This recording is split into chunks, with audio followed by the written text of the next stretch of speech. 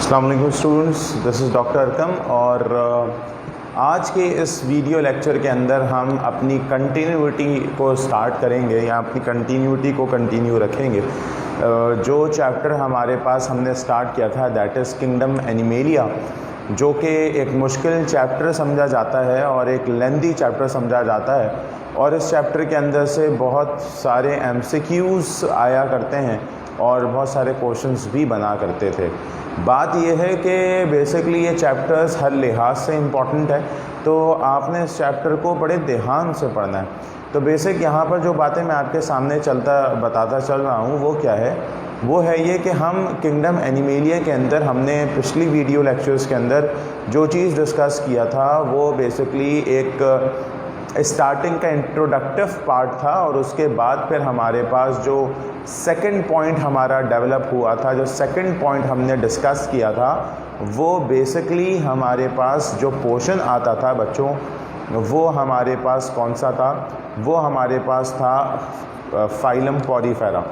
हमने ये बात डिस्कस किए थे अपने पिछले वीडियो लेक्चर्स के अंदर कि जब भी कभी हम फाइलम पॉरीफेरा की बात कर रहे थे तो फाइलम पॉरीफेरा की बात करते हुए हमने कहा था कि वो organism that are pore bearing organisms.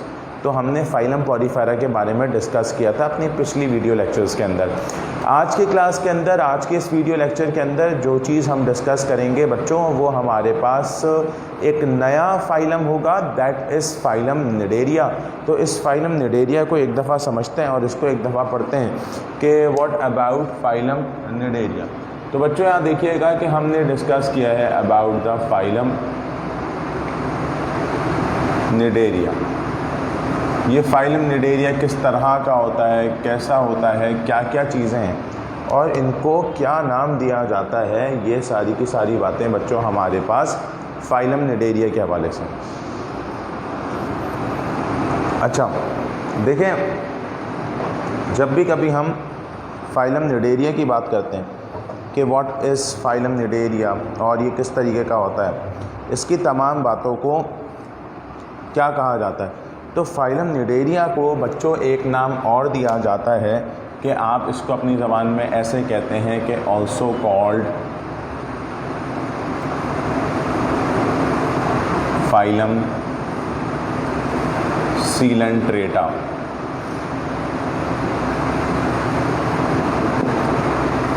ठीक है ना, इसको एक नाम और दिया जाता है that is called phylum coelenterata. Why it is called phylum coelenterata? Because it contain a body cavity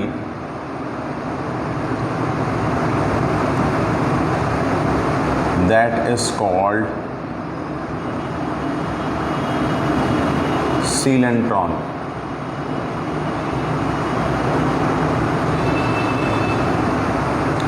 के पास एक बॉडी कैविटी मौजूद होती है, that body cavity is called सीलेंट्रॉन।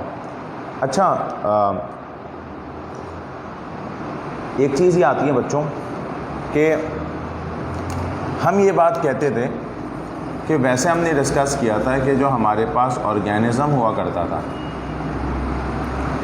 वो ऑर्गेनिज़म हमारे पास दो तरह के होते थे। एक ऑर्गेनिज़म को आप नाम देते थे कि भाई ये हमारे पास है पैराज़ोआ, है ना, और एक को आप नाम देते थे यूमेटाज़ोआ। एक को आप नाम देते थे पैराज़ोआ, एक को आप नाम देते थे यूमेटाज़ोआ। तो पैराज़ोआ और यूमेटाज़ोआ का मतलब क्या था? इसका मतलब ये था कि पैराज़ोआ बेसिकली वो ऑर्गेनिज़म थे दैट लैक टिश्यू ऑर्गेनाइजेशन, ऐसा ही था ना, दैट लैक टिश्यू ऑर्गेनाइजेशन। यानी कि जैसे कि आपने पढ़ा एक फाइलम के अंदर that is called phylum Porifera. ठीक है ना, मैं सिर्फ पॉरीफेरा लिख रहा हूँ, समझ जाइएगा। आपने पॉरीफेरा के अंदर ये तमाम चीज़ों को डिस्कस किया था। यूमेटाज़ोआ क्या होता है? यूमेटाज़ोआ के बारे में बताया जाता है that have tissue organisation. that have tissue organization, जिनके पास टिश्यू ऑर्गेनाइजेशन मौजूद होता है, दैट इज़ कॉल्ड यूमेटाजोआ। इसकी एग्जांपल में हमारे पास क्या आ जाते हैं, ऑल फाइलम, जितने फाइलम हैं एक्सेप्ट फॉर पॉरीफेरा, यानी 9 फाइलम में से जितने भी फाइलम बच्चों आते हैं वो तमाम हमारे पास इस यूमेटाजोआ के अंदर आते हैं। सही है। अच्छा, अब क्या बात बताई जाती है कि आपने बात बता दी कि पैराजोआ और दूसरी बताई क्या, यूमेटाजोआ। तो हमारे पास ये जो किंगडम फाइलम निडेरिया है, तो आपने कहा कि phylum cnidaria is involve in eumetazoa. इसको आप किस में इन्वॉल्व करते हैं बच्चों, यूमेटाजोआ के अंदर। Why you involve this in eumetazoa, because they have tissue organisation. ठीक है, इसके पास टिश्यू ऑर्गेनाइजेशन मौजूद होती है। क्लियर है यहाँ तक बात। तो हमने ये कह दिया इसके पास टिश्यू ऑर्गेनाइजेशन मौजूद होती है। अब बच्चों यहाँ पर ये बात बताई जाती है कि इनके हैबिटेट कहाँ हैं, कहाँ कहाँ रहते हैं। ठीक है, हम ऑर्डर में चलेंगे ना। अगर हम बात करते हैं इनकी हैबिटेट की कि भाई ये कहाँ कहाँ रहते हैं, तो इनके एग्जाम्पल्स को भी देखेंगे। तो ये बताया जाता है कि ज़्यादातर क्या, तकरीबन सारे ही दे आर एक्वेटिक। ठीक है, तो सर एक्वेटिक भी तो 2 तरह के होते हैं। कैसे भाई, या तो सर ये रह रहे हैं मीठे पानी में, फ्रेश वाटर में, या तो फिर रहेंगे खारे पानी में, that is marine water.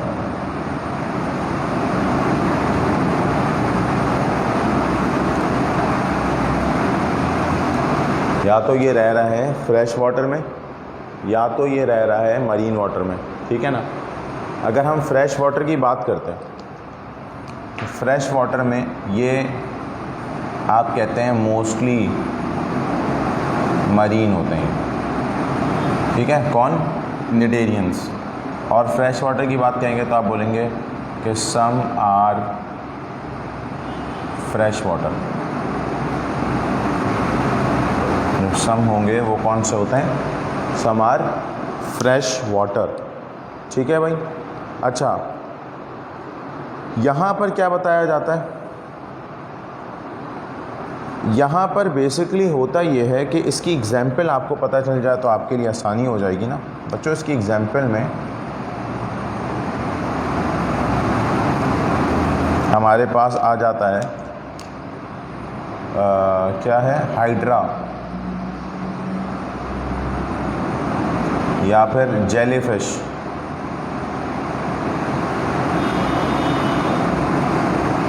Hydra या फिर जेलीफिश, ये आ जाता है।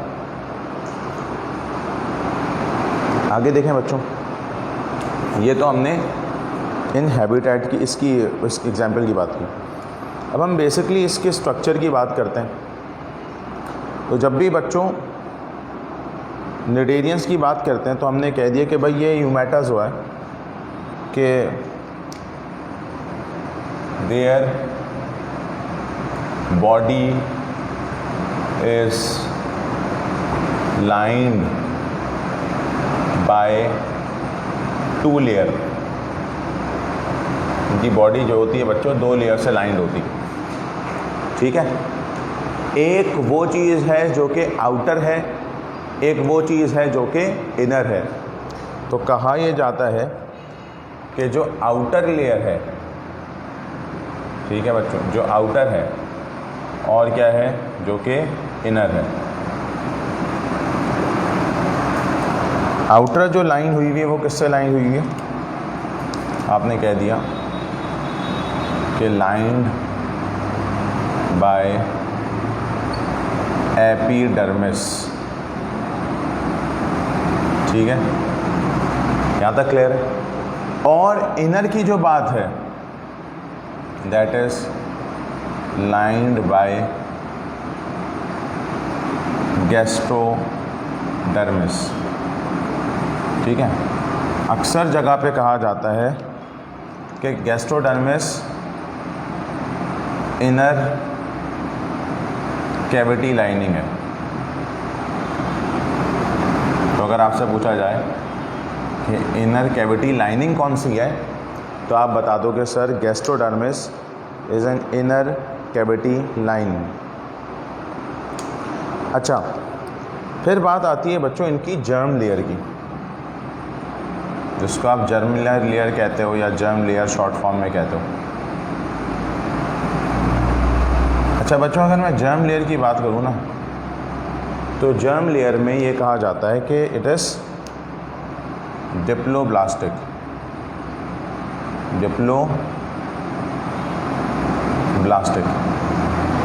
डिप्लोब्लास्टिक का मतलब ये होता है कि इसके पास दो लेयर्स होती हैं। एक होती है एक्टोडर्म और एक होती है एंडोडर्म। तो एक तो तुम्हारे पास आ गई एक्टोडर्म और एक तुम्हारे पास क्या आ गई, एंडोडर्म। एक्टोडर्म की जहाँ तक बात आती है it is an outer covering या आउटर लेयर, है ना।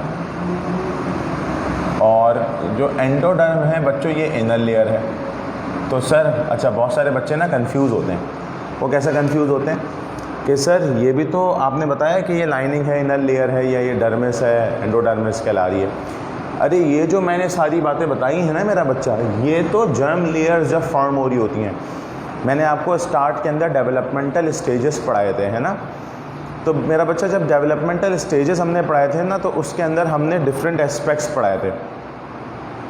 मैंने बताया था मॉड्यूला यानी स्पर्म एंड ओवम फ्यूज़ कर जाते हैं, जाइगोट बन जाता है, जाइगोट मॉड्यूला बनाता है, फिर ब्लास्टुला बनता है, फिर गैस्ट्रुला बनता है, और फिर जर्मिनल लेयर्स बन रही होती है ना। इसी के नतीजे में हमारे पास डिफरेंट लेयर फॉर्म हो रही होती हैं, that are called the germ layer. ये जो जर्म लेयर हमारे पास फॉर्म हो रही होती है, कलेक्टिवली फॉर्म हो रही होती हैं चीज़ों को देखते हुए। जब ये जर्म लेयर हमारे पास फॉर्म हो जा रही है तो पहली, दूसरी, तीसरी लेयर होगी तो ट्रिप्लोब्लास्टिक, क्योंकि ये हम डेवलपमेंटल फेजेस की बात कर रहे थे कि अगर कोई इंडिविजुअल 2 लेयर से मिलके बना है तो वो अंडर डेवलप होता है, और 3 से मिलके बना है तो वो डेवलप्ड होगा। समझाने का मतलब ये है कि इस तरीके से हम ना सीक्वेंस को समझाते हैं। जब एक ऑर्गेनिज्म बन जाता है और बनने के बाद उसकी आउटर कैविटी की जो यानी इनर कैविटी की जो लाइनिंग है दैट इज़ गैस्ट्रोडर्मिस, और उस कैविटी के बाहर की जो लाइनिंग है दैट इज़ कॉल्ड एपिडर्मिस। तो ये होता।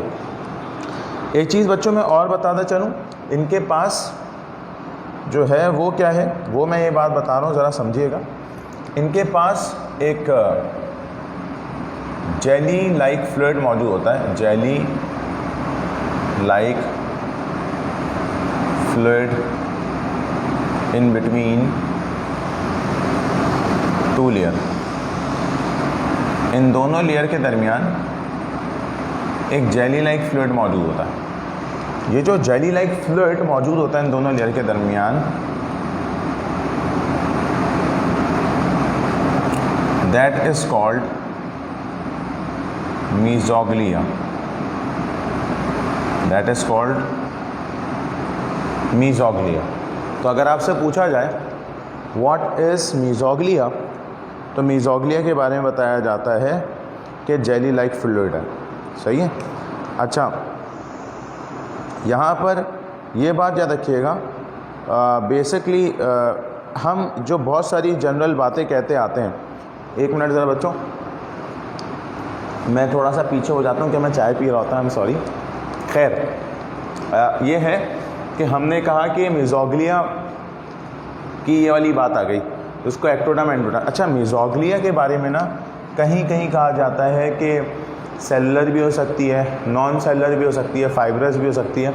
वो सब अभी हम डिटेल में पढ़ेंगे कि मीज़ोग्लिया सेलुलर भी हो सकती है, यानी सेल से मिलकर ही बन सकती है। मीज़ोग्लिया जो है वो नॉन सेलुलर भी हो सकती है, और मीज़ोग्लिया जो है वो फाइब्रस भी हो सकती है, ठीक है ना। तो ये तमाम चीज़ें हैं। मेसोग्लिया सेलुलर भी हो सकती है, नॉन सेलुलर भी हो सकती है और फाइब्रस भी हो सकती है। ठीक हो गया बच्चों। अच्छा, उसके बाद क्या बात है, हमने जब ये मेसोग्लिया की बात कर ली तो कहा जाता है कि बेसिकली सिमेट्री की बात करते हैं इसकी, सही है ना।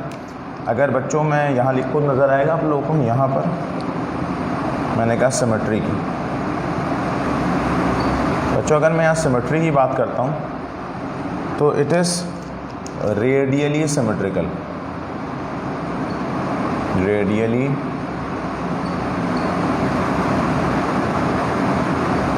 सिमेट्रिकल। रेडियली सिमेट्रिकल का मतलब क्या होता है? रेडियली सिमेट्रिकल का मतलब ये होता है बच्चों कि आप इसको कहीं से भी कट कर दें, दो इक्वल हाफ्स में डिवाइड हो जाएंगे, ये कहलाया जाता है क्या? Radially symmetrical. ठीक है, तो आपने कहा कि can be divided into two equal halves by cutting through any axis। ठीक है, कहा जाता है कि बेसिकली इनके पास जो होते हैं वो ऑफेंसिव एंड डिफेंसिव ऑर्गन मौजूद होते हैं। वो क्या होते हैं? बेसिकली आपको पता है इट कंटेन टेंटिकल्स। इनके पास क्या मौजूद होता है? टेंटिकल्स। और टेंटिकल्स का काम क्या होता है? For paralysing the prey. अपने शिकार को पैरालाइज करने के लिए इनके पास टेंटिकल्स मौजूद हैं। अगर मैं जनरली टेंटिकल्स की बात कहूँ तो बच्चों इस टेंटिकल्स के अंदर कुछ सेल्स होते हैं, that cells are called cnidoblast. उन सेल को नाम दिया जाता है किसका? निडोब्लास्ट का। दो सेल्स आर कॉल्ड निडोब्लास्ट। इन सेल का फर्दर काम क्या होता है? इनके अंदर कुछ पॉइजनस तो ना कहो, पैरालाइजिंग सब्सटेंस होता है। पैरालाइजिंग सब्सटेंस होगा। ठीक है, ये हंटिंग इफेक्ट करते हैं, हंटर की तरह से उसको प्रे के ऊपर मारते हैं। हंटर इफेक्ट या हंटिंग इफेक्ट के ज़रिए ये प्रे के ऊपर मारते हैं एंड पैरालाइज कर देते हैं प्रे को। ठीक है, तो बेसिकली ये जो तमाम की तमाम चीज़ें हैं, ये हमने किसकी बात की बच्चों? ये हमने बात की निडेरिया की, के अंदर इस तरह से ये लिख लिया होगा। उम्मीद है आप लोगों ने इसको मिटा के फिर आगे चलते हैं।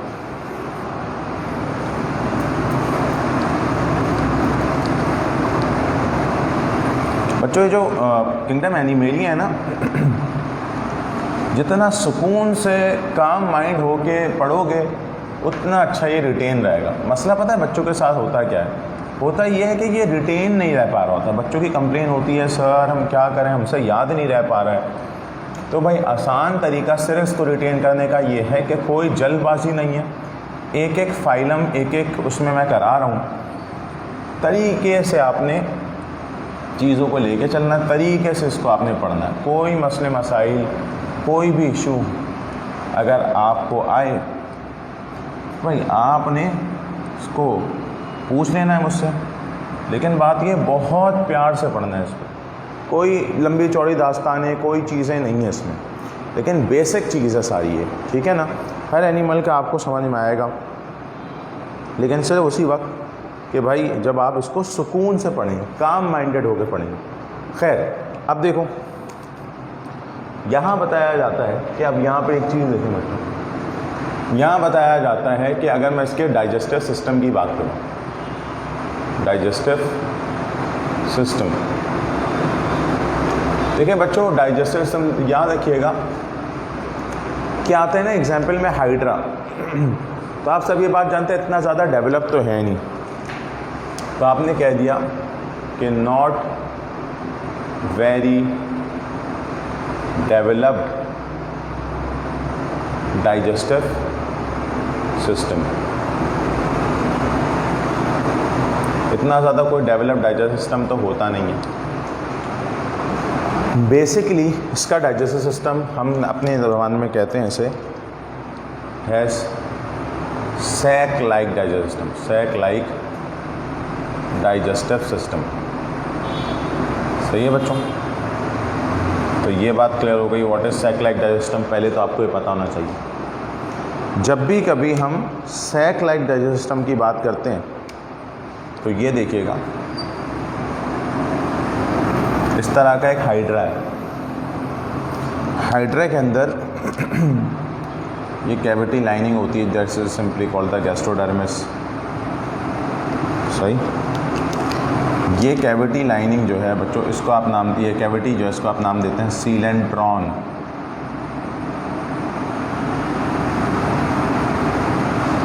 सही, यहाँ से फूड एंटर होता है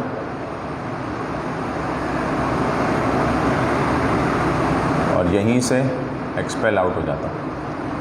तो आप क्या कहते हैं, सैक लाइक डाइजेस्टिव सिस्टम का मतलब ये है कि एंट्री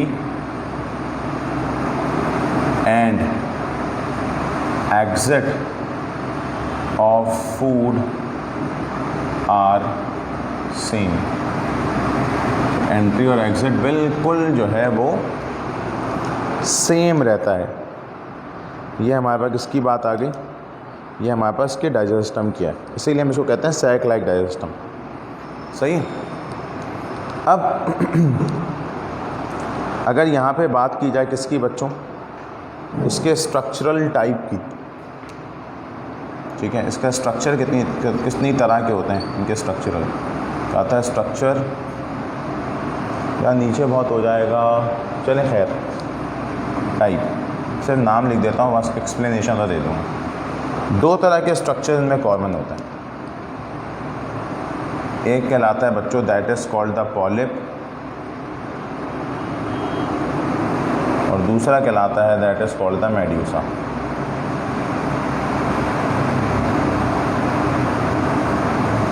सही है बच्चों, पहला क्या कहला रहा है आपके पास पॉलिप और दूसरा क्या कहला रहा है हमारे पास मेड्यूसा। अच्छा, यहाँ पर पॉलिप और मेड्यूसा की अगर मैं बात करूँ तो पहले समझते हैं व्हाट अबाउट पॉलिप।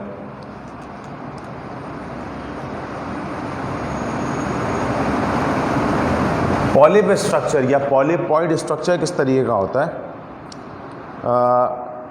या इसको हम कहते हैं पॉलिप लाइक निडेरिया। सही है, पॉलिप का मतलब होता है they are cylindricular, they are cylindricular in shape. ठीक है, इसकी एग्जाम्पल में आपके पास आ जाती है कि अगर हम इसकी बेसिक जनरल एग्जाम्पल देखें तो बच्चों इसकी एग्जाम्पल में हमारे पास आ जाता है हाइड्रा सी एनीमून। ठीक है, हाइड्रा आ जाता है और सी एनीमून आ जाता है। सही है, यहाँ पे क्या बताया जाता है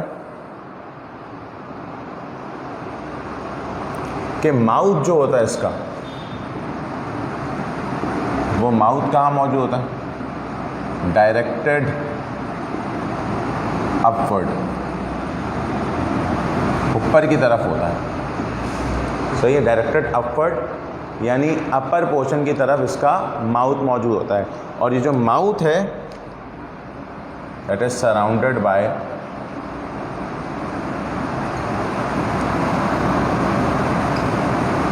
tentacles। Are surrounded by tentacles, यानी टेंटिकल से सराउंड हुआ होता है इसका माउथ। अच्छा बच्चों, उसके बाद क्या होता है कि इसकी जो लोअर सरफेस है, सही है, आपने कह दिया कि जो लोअर सरफेस है इस अटैचेस विद अ सबस्ट्रेट। ठीक है, सबस्ट्रेट के साथ ये अटैच होती है। और मज़े की बात ये है कि दीज आर सेसाइल। सेसाइल का मतलब होता है that is called non motile, जो मूव ना करें उन्हें कहते हैं। अच्छा, सबस्ट्रेट क्या होता है? कोई भी पार्ट, कोई भी स्ट्रक्चर जिससे ये अटैच्ड है, किसी भी चीज़ से अगर ये चीज़ अटैच्ड हो, दैट इज़ कॉल्ड सबस्ट्रेट। तो दोबारा बता देता हूँ, व्हाट इज़ सबस्ट्रेट। सबस्ट्रेट वो स्ट्रक्चर होता है जिससे ये चीज़ें अटैच्ड होती हैं, उसे हम किसका नाम दे रहे हैं बच्चों? उसे हम नाम दे रहे होते हैं सबस्ट्रेट। अच्छा, उसके बाद फिर क्या फर्दर पॉइंट होता है, उन पॉइंट्स को ज़रा समझते हैं बच्चों। हमने ये तो अभी जनरल बात की किसकी? पॉलिप की। अब अगर बात करते हैं मेड्यूला की, मेड्यूसा की। अच्छा, यहाँ मेड्यूसा का स्ट्रक्चर किस तरीके का होता है उसको समझते हैं। दो तरह के स्ट्रक्चर में कॉमन होता है ना मेड्यूसा।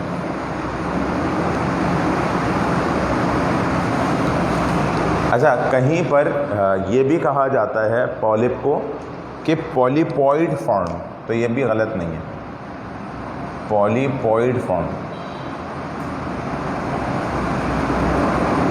तो ये भी सही है। अब अगर मेड्यूसा की बात करते हैं तो मेड्यूसा की डेफिनेशन में ये बताया जाता है, मेड्यूसा की बातों में ये बताया जाता है कि they are umbrella shape.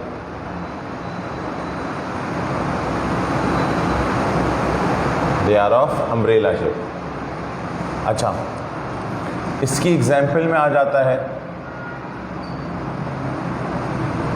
That is jellyfish. ठीक है ना। अब सर जेलीफिश का माउथ कहाँ होता है? अगर एक जनरली हम जेलीफिश की बात करें तो इसका माउथ कहाँ मौजूद है? इसका माउथ कहा जाता है directed downward and surrounds with and surround by tentacle. सही है। और ये क्या है? ये मोटाइल होते हैं, यानी कि ये मूव करते हैं, या इसको आप कहते हैं फ्री लिविंग या free swimming. I know swimming में डबल एम आता है, इट्स ओके, मैं क्या करूँ, मिटा नहीं रहा मैं। ठीक है, तो चलें खैर मिटा ही देता हूँ, वरना बच्चे बोलेंगे सर को स्पेलिंग नहीं आती। ठीक है, और इसको हम ऐसे भी कह सकते हैं कि मेड्यूसॉइड फॉर्म। बच्चे समझ आ रही है आप सबके बात? तो बेसिकली ये जो तमाम चीज़ें,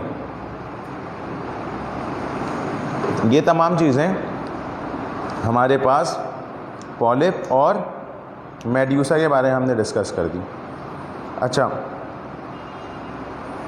यहाँ पे क्या बताया जाता है कि भाई अब ज़रा हम इनके खाने की बात कर लें कि ये खाना किस तरीके से खाते हैं, क्या क्या चीज़ें इनमें कॉमन है, कैसे खाना इनटेक करते हैं, और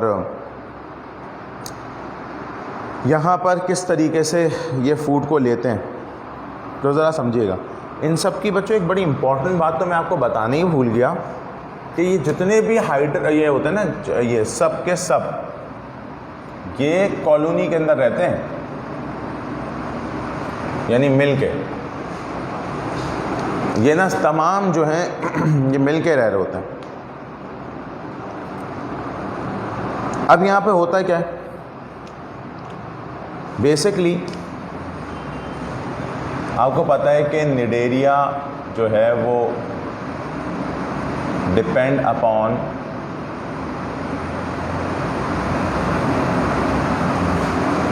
किस पर डिपेंड करता है, ये टोटली डिपेंड अपॉन एनिमल, सही है ना, स्मॉल एनिमल्स के ऊपर डिपेंड करता है एनिमल,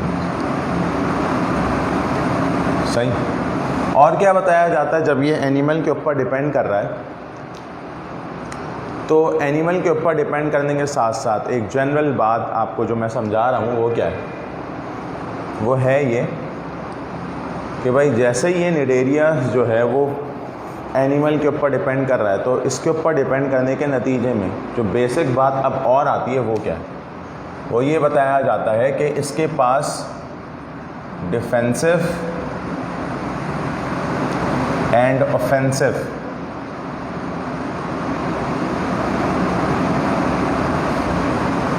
ऑर्गन्स मौजूद होते हैं।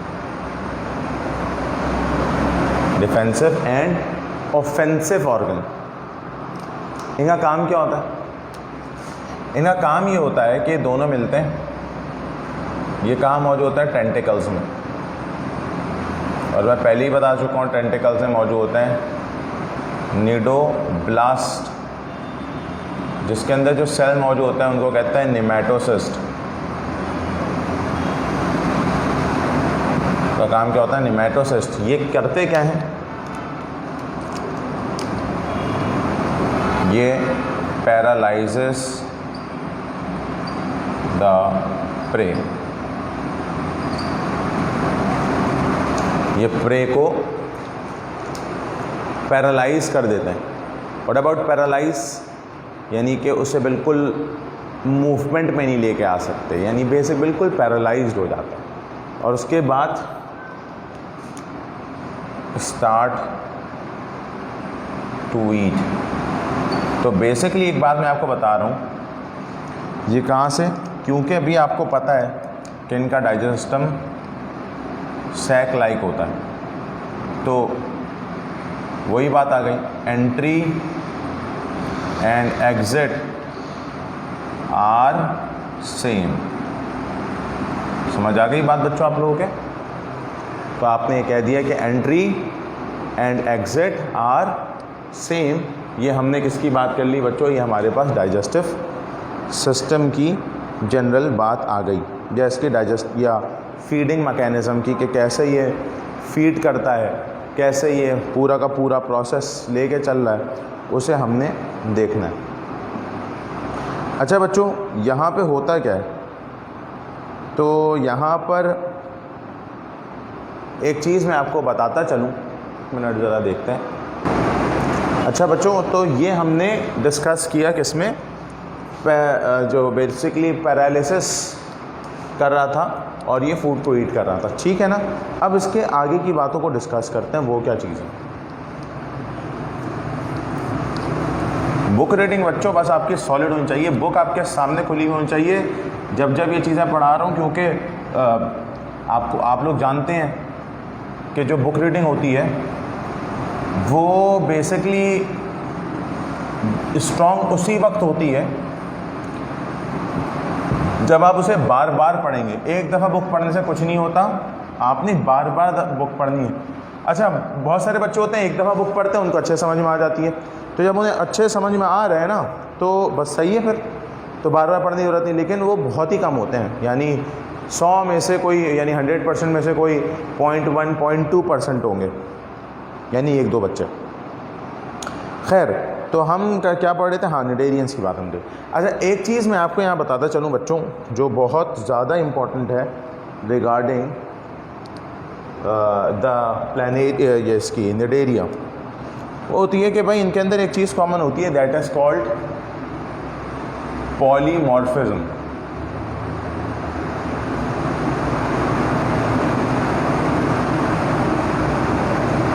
पॉलीमॉर्फिज्म अगर आप कहा जाता है what do you mean by polymorphism, कहा जाता है different structural and different functions के जो निडेरियंस होते हैं, सही है, उनको एक्चुअली नाम दे रहे हैं जॉइड्स। चले पहले मैं एक चीज़ बताता हूँ, या छोड़ दें, अब इसको आसान करता हूँ आपके लिए। हर निडेरियंस का, सारे निडेरियंस बेसिकली ना 3 तरह के होते हैं, ठीक है ना। वो निडेरियंस, पहले पॉलीमॉर्फिज्म से भी पहले ना मैं आपको एक चीज़ पढ़ाऊँ। पहले एक चीज़ होती है जॉइड्स, पॉलीमॉर्फिज्म भी बाद में डिस्कस करेंगे। एक चीज़ होती है बच्चों दैट इज कॉल्ड जॉइड्स, ठीक है ना।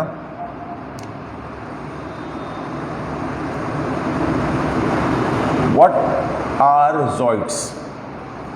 निडेरियंस ने ना अपने काम को हिस्सों में डिवाइड किया गया होता है। अब जैसे अगर मिसाल है, मैं एक डॉक्टर हूँ और डॉक्टर मैं एक basically I am by profession a dentist, but मैंने क्योंकि FCPS अब करना शुरू किया है तो उसके अंदर मैं मैक्सिलोफेशियल जो है वो सर्जन की तरफ जा रहा हूँ। तो बेसिकली बात ये है, जो मैं आपको समझाने की कोशिश कर रहा हूँ वो ये है कि इस मैक्सिलोफेशियल सर्जरी की तरफ होता ये है कि यहाँ क्या मतलब this portion is of mind, मैं इस एरा के अंदर आता हूँ। हाथ का कोई फ्रैक्चर हो, GIT ट्रैक का कोई मसले मसाइल हो, ब्रेन का कोई मसले मसाइल, I don't have concern with that, मैं फ़ौरन रेफ़र कर दूंगा उस पेशेंट को कि भाई आप उस तरफ जाएं। तो यानी हमने अपनी मेडिसिन के अंदर भी बड़ा ही कोई ज़बरदस्त और ख़ूबसूरत सा डिस्ट्रीब्यूशन किया हुआ है कि हम कहते हैं कि भाई अगर किसी पेशेंट के पास मैक्सिलोफेशियल का कोई इशू आता है, तो किसी डॉक्टर के पास कोई मैक्सिलोफेशियल का इशू आता है, तो that doctor recommend that patient to me और refer that patient to me. तो इसका मतलब ये होता है कि भाई हमारा काम इस तरीके से चलता है। हमने अपने काम को डिस्ट्रीब्यूट कर दिया, आई का डॉक्टर, ईयर का डॉक्टर और थ्रोट का डॉक्टर, अगर हमारे पास GIT का, किडनी का, लिवर का, हर किसी का डॉक्टर हमने डिफरेंट कर दिया। तो इसका मतलब ये होता है कि we have divided the particular thing into different substances. तो खैर, तो ये हमारे पास, हम इसी तरीके से इसने जॉइड्स बनाए हुए होते हैं। तो आपने क्या कहा कि groups of cnidarians that work specifically, group of nidereans that work specifically, उसको हम किसका नाम देते हैं? उसको हम नाम दे रहे होते हैं जॉइड्स का। उसको हम बेसिक किसका नाम दे रहे हैं बच्चों? उसको हम कह रहे हैं कि दैट इज कॉल्ड द जॉइड्स। अब ये जो जॉइड्स होते हैं, ये जॉइड्स कितनी तरह के होते हैं, या ये जॉइड्स होते कितनी तरह के? अगर मैं इनके टाइप्स की बात करूँ या इनके ग्रुप्स की एक्चुअल बात कर लूँ कि इस ग्रुप्स की कितनी टाइप्स होती हैं, तो बच्चों इनकी टाइप्स की बात करते हुए हम बताते हैं। पहला होता है दैट इज़ कॉल्ड गोनोजॉइड्स, ठीक है। दूसरा होता है दैट इज़ कॉल्ड गैस्ट्रोजॉइड्स।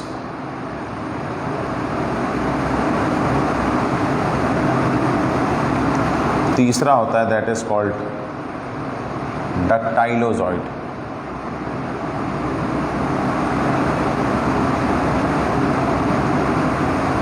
तो हमने कहा ये 3 तरह के होते हैं, गोनोजॉइड, गैस्ट्रोजॉइड्स, डक्टाइलोजॉइड्स। ग्रुप ऑफ निडेरियंस जो कि रिप्रोडक्शन करें, उनको हम नाम देते हैं किसका? गोनोजॉइड्स का। ग्रुप ऑफ निडेरियन जो कि डिफेंस करें, इम्यूनिटी में हेल्प करें बॉडी की या ऑर्गेनिजम्स की, दूसरे निडेरियंस की। और सॉरी गैस्ट्रोजॉइड मतलब जो फूड प्रिपेयर करें।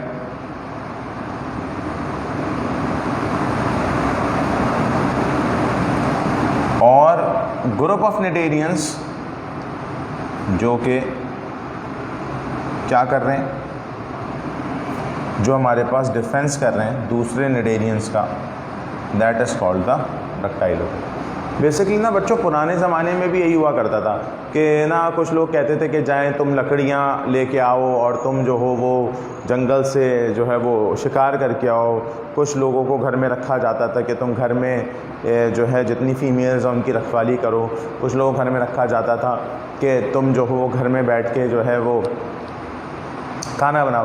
तो the thing is these are all the stuff कि हम इस तरीके से डिवीज़न होती थी तो they unite and work properly. लेकिन ये डिफरेंट तरह के ज़ाइगोट्स हैं, इनके structural and functionals are different. तो यहाँ जो बात समझाने वाली है वो दरअसल ये है कि इनके अंदर एक बहुत कॉमन चीज़ होती है दैट इज़ कॉल्ड पॉलीमॉर्फिज्म। अगर आपसे पूछा जाए what do you mean by polymorphism, तो पॉलीमॉर्फिज्म की डेफिनेशन में बच्चों ये बताया जाता है when structural and functional different, या चलो मैं पहले लिख लेता हूँ, when structurally and functionally different cnidarians work, तो उसको आप क्या नाम देते हैं, पॉलीमॉर्फिज्म। तो ये क्या है, जब स्ट्रक्चरली डिफरेंट ऑर्गेनिज्म या डिफरेंट निडेरियंस काम कर रहे हैं और एक कॉलोनी में रहते हुए, उसे किसका नाम दिया जाता है, polymorphism. Work by living in a colony, by living in a colony that are called polymorph. तो ये पूरा है पॉलीमॉर्फिज्म। तो अगर मैं पहले आपको ज़ॉइड्स बताते नहीं, पहले पॉलीमॉर्फिज्म बता देता तो फिर आप लोग कंफ्यूज हो जाते। तो खैर ये मैंने ज़ॉइड्स की बात की। एक चीज़ होती है बच्चों that is called alternation of generation. What about alternation of generation? Alternation of generation का मतलब ये है कि जो जनरेशन है वो अल्टर हो रही है। इसका मतलब क्या है कि एक जनरेशन है मेड्यूसा की और एक जनरेशन है पॉलिप की। पॉलिप रिप्रोड्यूस करता है, मेड्यूसा बनेगा, मेड्यूसा रिप्रोड्यूस करेगा, पॉलिप बनेगा। तो ये जो जनरेशन है ये बनाएगी, ये जाके ये बनाती है। तो this is called alternation of generation. आपको पता है कि मेड्यूसा जो है जब रिप्रोड्यूस कर रहा है तो उसके बच्चे पॉलिप पैदा होंगे। जैसे प्लांट्स में होते थे ना, sporophyte, gametophyte, gametophyte, sporophyte. Fungus में भी हुआ था, याद है आपको, अल्वा के अंदर, सॉरी फंगस नहीं, अल्वा में मैंने आपको पढ़ाया था। तो बात यह है कि मेड्यूसा पॉलिप बना रहा है, पॉलिप जो है वो उसके बच्चे मेड्यूसा बना रहे हैं। तो ये लेकिन पॉलिप और मेड्यूसा दोनों दिखने में डिफरेंट है, यानी स्ट्रक्चर डिफरेंट है। That is also called heteromorphic alternation of generation. Heteromorphic alternation of generation, this is called the heteromorphic alternation of generation. ये हमने बात कर ली इसकी। अब बच्चों जब ये हमने ऑल्टरनेशन ऑफ जनरेशन की बात की कि पॉलिप और मेड्यूसा ये इस तरीके का पूरा सीक्वेंस चल रहा है, तो अब देखिए, अब चीज़ों को समझिए, शायद आपके और क्लियर हो। वो क्या है बच्चों, वो ये होता है कि इसके अंदर अब रिप्रोडक्शन की कॉमन बात आती है।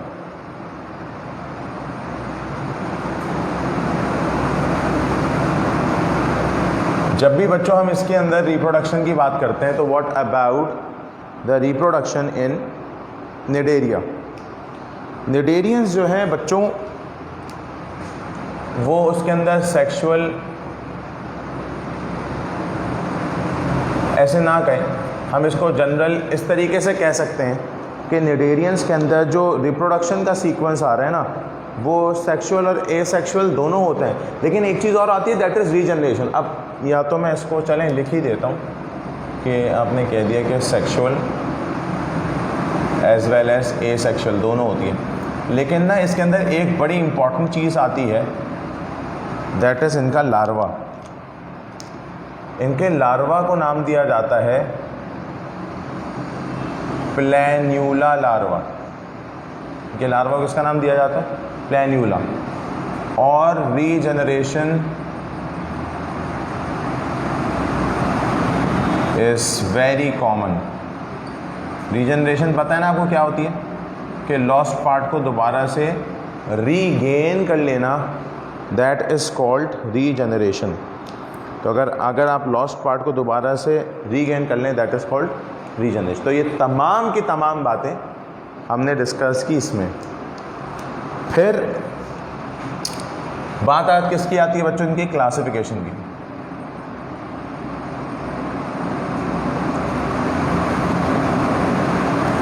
जब मैं इनकी क्लासिफिकेशन की बात करता हूँ बच्चों, तो इनकी क्लासिफिकेशन की बात करते वक्त बताया जाता है कि पहली क्लास होती है इनकी, दैट इज़ कॉल्ड हाइड्रोजोआ। सही है, पहली क्लास क्या आ गई, हाइड्रोजोआ। सही है। उसके बाद आ गई स्काइफोजोआ। पहले चलें हाइड्रोजोआ बता देता हूँ। इसका सिर्फ मीजोग्लिया याद रखना आपने। इसका जो मीजोग्लिया होता है बच्चों, वो होता है नॉन सेल्यूलर। याद है ना, मैंने आपको बताया था कि मीजोग्लिया सेल्यूलर हो सकता है, नॉन सेल्यूलर भी इसी वीडियो में थोड़ी देर पहले आप देखिएगा पीछे करके, कि मैंने आपको बताया था मीजोग्लिया जब मैं पढ़ा रहा था, मैंने कहा सेल्यूलर भी हो सकता है, नॉन सेल्यूलर भी हो सकता है, फाइब्रस भी हो सकता है। हाइड्रोजोआ में मीजोग्लिया कैसा आ गया बच्चों, मीजोग्लिया हमारे पास आ गया नॉन सेल्यूलर। अच्छा, इसके अंदर फिर हमारे पास दूसरी बात आ गई किसकी बच्चों, दूसरी बात आ गई हमारे पास, या चलें इसकी एग्जाम्पल भी हाथ के हाथ लिख देता हूँ मैं। इसकी एग्जाम्पल में हमारे पास आ जाता है बच्चों हाइड्रा। ठीक है ना, इसकी एग्जाम्पल में हमारे पास क्या आ गया बच्चों, हाइड्रा। दूसरा आता है बच्चों, दैट इज कॉल्ड स्काइफोजोआ।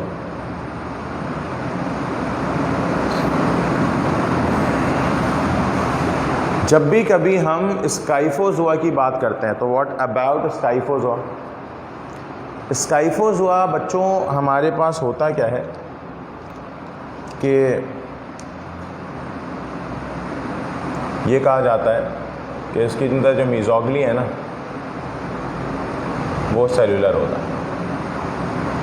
ठीक है, और इसकी एग्जाम्पल में हमारे पास आ जाता है जेलीफिश। ठीक है, क्लियर। और तीसरा जो आता है वो आता है Anthozoa. What about Anthozoa. Anthozoa मेरा बच्चा वो होते हैं जिनमें मीजोग्लिया फाइब्रस होता है।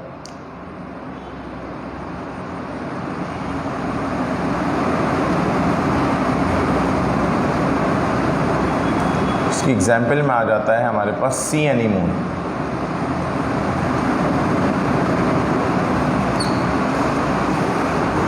सही। तो ये क्या है, ये हमारे पास हाइड्रोजोआ, स्काइफोजोआ, एंथोजोआ। अच्छा, इसको ना हाइड्रोजोआ को एक नाम और देते हैं, PMW कहते हैं। PMW is Portuguese man of war. Portuguese man of war क्यों कहा जाता है Portuguese man of war? Basically जो जंग हुई थी पुराने ज़माने में, बहुत पुरानी बात है, तो ये बेसिकली आपको पता है ना अम्ब्रेला शेप की तरह होते हैं, यानी इस तरीके के होंगे अगर आप इनके स्ट्रक्चर को देखें। ठीक है ना, इस तरह का सर। तो जब ये, क्योंकि ये समंदर के पानी में होता है, जो शिप थी वो बहुत पीछे रह गई थी, यानी पीछे हो गई थी, तो फौजियों को उतरना था और वो पानी अच्छा खासा गहरा था। तो हुआ ये था कि उस टाइम जो किनारा था, उस किनारे पर जो ये फाइसेलिया थे, या जो ये थे हमारे पास हाइड्रोजोआ, इसमें फाइसेलिया ही आ जाता है, ये इस तरह से थे, ये आना शुरू हो गए। जैसे ही आना शुरू हो गए तो फौजियों को लगा ये पत्थर हैं, तो ये इन पर पैर रख रख के आगे जाते चलेगा और किनारे तक पहुंच गए। तो इस तरीके से प्रोटोगियस के अंदर जो थी वहाँ की जो फौज थी उसकी जान बच गई थी। तो इसीलिए कहा जाता है प्रोटोगियस मैन ऑफ वॉर, क्योंकि इन्होंने जंग में काम अंदाज यानी अपनी एक कोऑपरेशन की थी। तो ये हमारे पास बच्चों प्रोटोगियस मैन ऑफ वॉर होता है। और बाद में जब पता चला तो ये पता था कि ये पत्थर नहीं है, ये तो बेसिकली फाइसेलिया हैं, ठीक है, और ये हाइड्रोजोआ से बिलोंग करते हैं। तो ये तमाम बातों को देखने के बाद इनको ये कहा था कि इन्होंने हमारी मदद की थी, तो इसलिए इनको ये लक़ब दे दिया, that is called Portuguese man of war. तो बच्चों ये तमाम की तमाम चीज़ें हमने हाइड्रोजोआ के बारे में डिस्कस करनी। अब ये चीज़ें क्लियर हो गई आपको, सही। इसमें एक टॉपिक आपका रह गया है, दैट इज़ कोरल रीफ। ये इंशाअल्लाह ताला नेक्स्ट वीडियो लेक्चर के अंदर आपको समझा देंगे। उम्मीद है समझ में आ रहा होगा आपको और आसान लग रहा होगा। अब भी अगर मुश्किल हो तो पूछ लीजिएगा। आज के लिए इतना ही रखते हैं।